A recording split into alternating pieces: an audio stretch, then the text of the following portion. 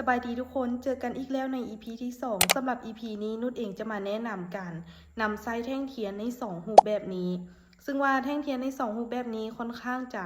เป็นแท่งเทียนที่นุชเองมักไซส์ในการเทรดเลยเดี๋ยวเรามาเบิ่งกันเนาะว่ามีอย่างแน่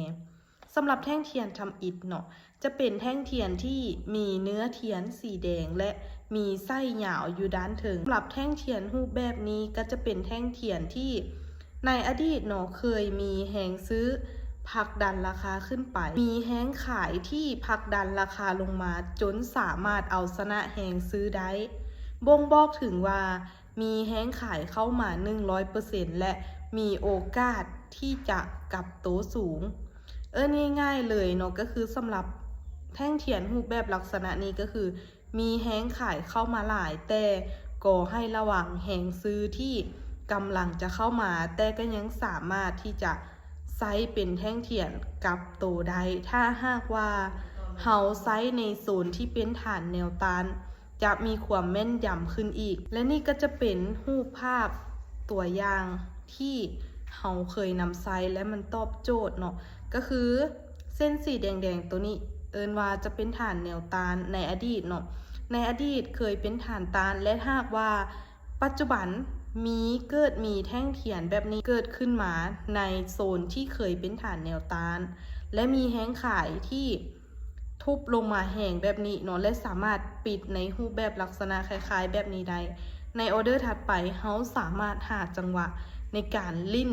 ทางออเดอร์เซลหรือว่าหาจังหวะในการเข้าเซลได้เลยและรูปแบบต่อมาเราจะมาเบิ่งในรูปแบบของแท่งเทียนตัวนี้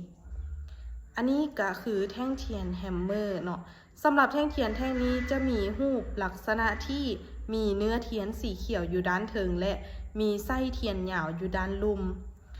ซึ่งจะเป็นแท่งเทียนในอดีตเนาะแน่นอนว่าในอดีตเคยมีแห้งขายผลักดันราคาลงมาแล้วเกิดมีแหงซื้อผลักดันราคาขึ้นไปจนสามารถปิดเป็นแท่งเทียนสีเขียวได้และสามารถเอาชนะแหงขายได้ว่ามีแหงซื้อเข้ามา 100% และมีโอกาสที่จะกลับโตสูงในการใช้งานในกรณีรูปแบบแท่งเทียนแบบนี้เนาะเฮาสามารถหาจังหวะเข้าออเดอร์บายหรือว่าเข้าซื้อได้ถ้าหากว่าเฮาอยากที่จะไซส์ให้มันแม่นยำขึ้นเฮาต้องไซส์ในโซนที่เป็นฐานแนวรับซึ่งจะเพิ่มความแม่นยำให้กับเฮาตัวอย่างเส้นคือดังรูปตัวอย่างแบบนี้เส้นสีเขียวว่าเส้นแนวรับและโซนนี้ในอดีตก็เคยเป็นแนวรับเก่าที่ฮับราคาไว้เพื่อบ่ให้ราคาหลุดลงไปต่ำกว่านี้เนาะแล้วถ้าหากว่าปัจจุบันที่เฮาเทรดอยู่แล้วเฮาพบเห็นรูปแบบแท่งเทียนลักษณะแบบนี้ที่มีแห้งขายผลักดันราคาลงมาแล้วมาติดกับฐานฮับแล้วเกิดมีแหงซื้อดีดกลับขึ้นไปหรือว่าผลักดันราคาขึ้นไปจนเฮ็ดให้แท่งเทียนสามารถปิดเป็นแท่งเทียนรูปแบบลักษณะนี้ได้เนาะให้เฮาสามารถหาจังหวะในการเข้าออเดอร์บายได้เลยและนี่ก็เป็นรูปแบบ2แท่งเทียนที่นุชจะมานำเสนอสำหรับวิดีโอใน EP ที่2บ่แน่ใจว่ามีใครเคยไซส์หรือว่าเคยเทรดเคยนำไซส์แท่งเทียนรูปแบบลักษณะนี้บ่คอมเมนต์มาแชร์หรือว่าคอมเมนต์มาบอกกันเด้อแล้วเจอกันใน EP ต่อไปอย่าลืมเนาะสำหรับใครที่มักวิดีโอแบบนี้ก็ฝากกดติดตาม